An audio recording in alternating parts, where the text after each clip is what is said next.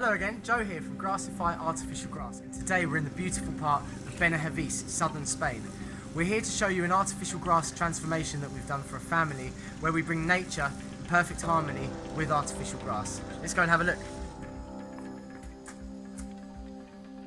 It's a gorgeous garden, and it was a great idea to install a sleeper path with white stones. This keeps the traffic off of the artificial grass and will keep it looking fantastic for many years to come.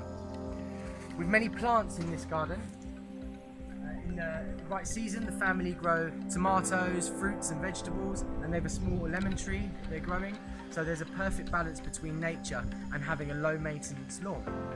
Many people ask how to maintain an artificial grass lawn, and it couldn't be easier.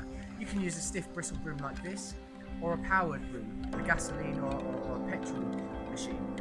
However, simply brush the pile away from you against the pile direction, keep the pile lifted, and then it's best all year round.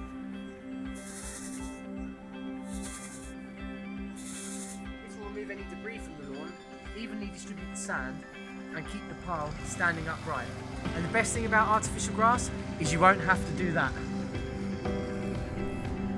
No lawn mowers needed.